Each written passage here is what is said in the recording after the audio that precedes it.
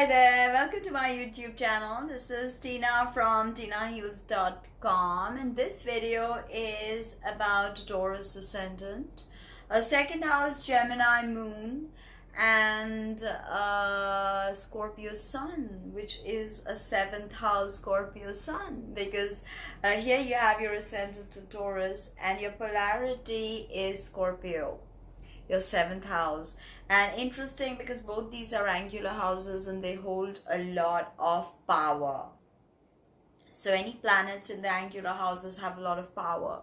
So first and seventh, your rising and your sun are powerful in that sense. Okay, and now the sun in Scorpio is not a great position, like the moon in Gemini is not a great position, but there's a lot you can do with this. There's a lot of fixed energy that you have. For Taurus and Scorpio are fixed signs, okay, but your ascendant or your rising and your sun are at loggerheads.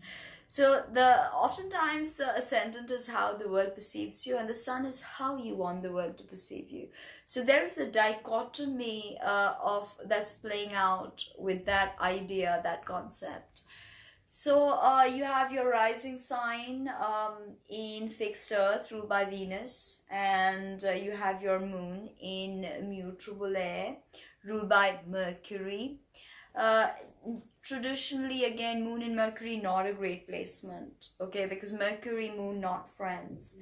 Moon is about nourishment, emotions, and Mercury is about analytical thought.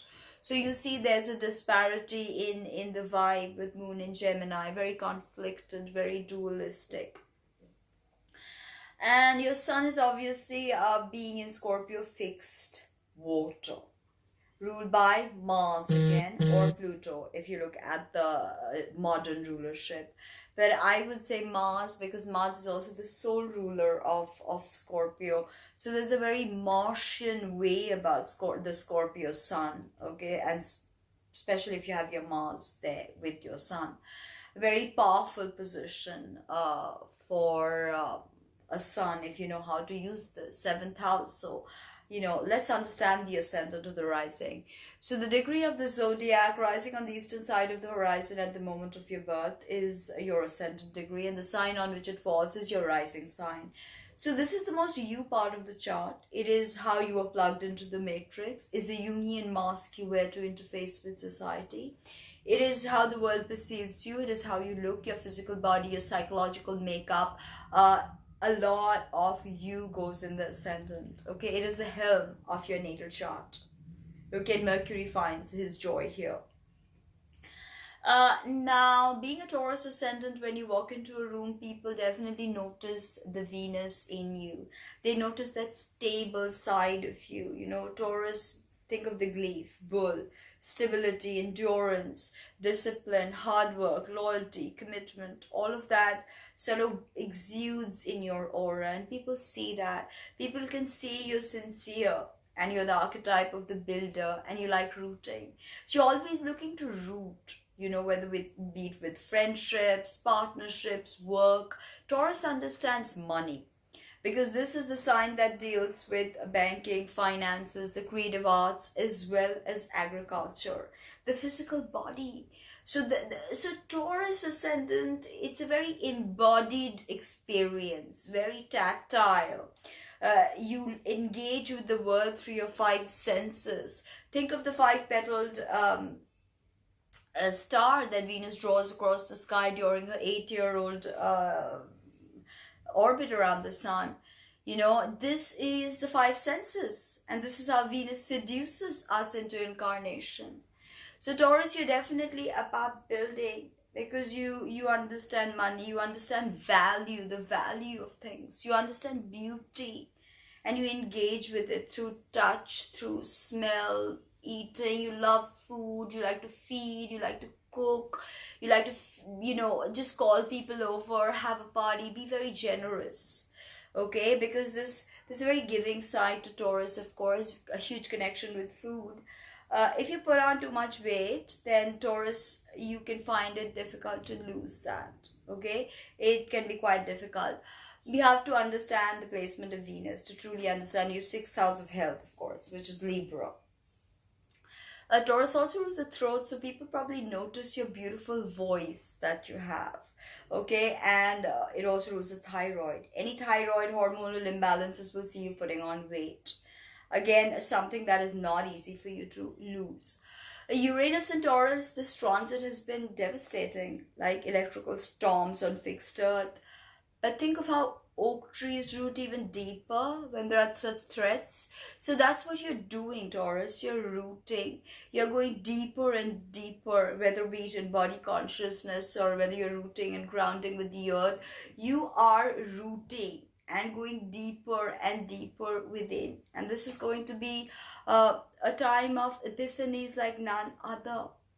Okay? And you're really growing with this transit, ever expanding. You don't like things, you don't like surprises because you like things to be steady, fixed. You're very fixed. You can be very stubborn, angry. You know what happens when the bull sees red? You can be very controlling. You can be very possessive, jealous. There can be a tremendous hedonistic side to you. Okay, you like to dress conventionally but very beautifully. You like beautiful things. Taurus is very much about buying, hoarding, procuring, being the shopaholic.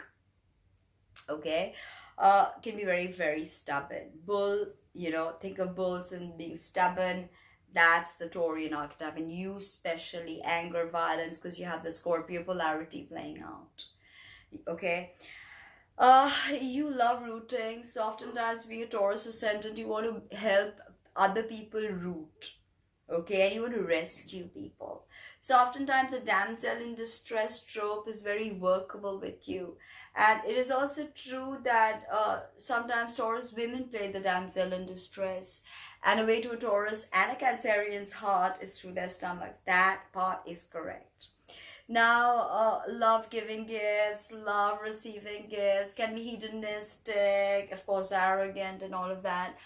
But Taurus is ultimately about a true awakening that the soul has when the soul enters this fixed earth sign, because it realizes that there is reality in front of it now, the physical body. So connected to the Muladhara chakra, and the Sephiroth is Malkuth, which is again the physical body, the physical earth and all its manifestations. Now, do not get trapped in materialism. That is all I have to tell Taurus ascendants. Now, Gemini moon in the second house, you're very emotionally connected to the way you earn money. So you could be writing, it could be expressing. You're very creative, Taurus, okay? Scorpio also has a very creative side, and Gemini is forever the communicator. But a very, very dualistic. Okay, if Taurus rules the throat, when you come into Gemini, the body splits into two. So immediately you have a dichotomy, a duality. The glyph also suggests this duality, the twins, the higher self and the lower self. Mercury, the ruler, is very precocious, very impulsive, can be mischievous, very youthful. Gemini moon, you're very nimble, agile, amazing at conversations, but you can't hold a train of thought for too long, or a chain of thought for too long. You can get muddled, because you're always looking for variety. I think that is something with the Gemini moon, you're always looking for variety. But you're not very connected to your emotional body. And the way you also emote is yang, because Gemini is yang. So the way you're probably not going to cry about your emotions. Even if you do, you're going to just dust it up and make a joke about it. Because Gemini, you have a great sense of humor. Okay, that humor, you can even, as I said, because you're so good with communication and so good with Venusian things, you can even do comedy or something like that. Although that Scorpio sun doesn't like the spotlight on them. They're always the king makers, and they don't like to be, so shoved into the forefront. But Gemini moons, they're not very fearful, because they are like that very impulsive, precocious, mercurial energy. And mutable, so they're very adaptable, very impressionable, very quick moving. Thoughts flitting from one thought to the other. Not having any grounding. Hopefully your Taurus and your Scorpio gives you that grounding. Unable to complete chores. You want to start very many things, but you don't know how to complete them, right? Your mother may not have been very emotionally connected to you, because the moon is the mother. The moon is our emotions, our imagination, our ESP, how we nurture, how we were nurtured, all the feminine mysteries within us. The embodiment of all strangeness within us is the moon. Okay, so she's a womb energy. Oh, by the way, Taurus, Scorpio, very fertile sign. Sun in Scorpio, ascendant and rising in Taurus, very fertile, can get pregnant easily, can get other people pregnant. Scorpio rules the genitals, okay? Sun in Scorpio, not a good placement, because immediately, you are sort of, it's a seventh house sun, so it's a powerful sun in an angular house. And it can be about partnerships, okay? And Sun is the father, how you shine, how you are as a leader, the healthy sense of ego that you have within you, that is not destructive and narcissistic. It is self-awareness, yes. It is your soul's karmic ties, okay, that bring you into incarnation. It's your goals, your like I said, it's not the Martian goals, it's your soul's goals. That is the sun. The sun is how you want the world to perceive you. So there is a very dark, mysterious side to you. And this is fixed earth. And Mars is fire, Mars rules Aries and Scorpio and is exalted in Capricorn. But Mars in Scorpio, I think, is more grounded Mars than Mars in Aries. If your ascendant lord is nicely placed, if your solar lord is nicely placed, your sun can, get that benefit from your Mars. Of course, you have to see whether your sun is in the bottom part or the top part. You have to see the day night chart and all of that. But overall, a Scorpio sun is about investigation. Pluto is also the modern ruler, and it is Hades, the archetype of Hades, the ruler of the netherworld. And Pluto is about the unconscious and all the symbols and all the death and transformation that Scorpio brings. Scorpio rules the genitals and the excretory passageway of the human body. So what is not assimilated is excreted. And the sexual energy or the sacral chakra energy is the most powerful energy. Okay, it is the crux of the creative energy. So with the Scorpio sun, you have a very fixed, very serious side to you. You don't like to mess around. Hopefully that Gemini sun, Gemini moon brings about that lightness and that humorous, trickstery, prankstery, low-key side to you. But otherwise you can be quite serious, very fixed.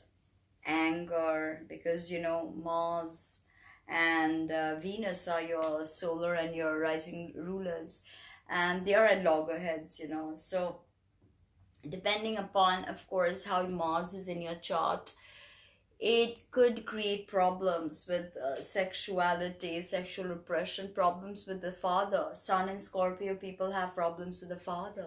The father could have a lot of secrets. You could have a lot of secrets. Okay, your father could be having affairs.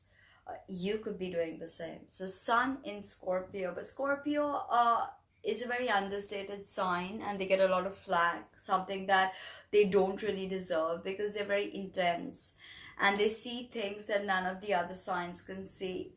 And not only do they see those things, they'll go looking for them. That is why this is the archetype of the investigator. They have to dig deep, deep, deep till they do not arrive at the truth. So how is the archetype of the builder, the archetype of the communicator, and the archetype of the investigator working for you? Yeah, you could definitely be a private investigator, like Sherlock Holmes of sorts. Book a reading, drop a comment, like, subscribe, means the world. Thank you.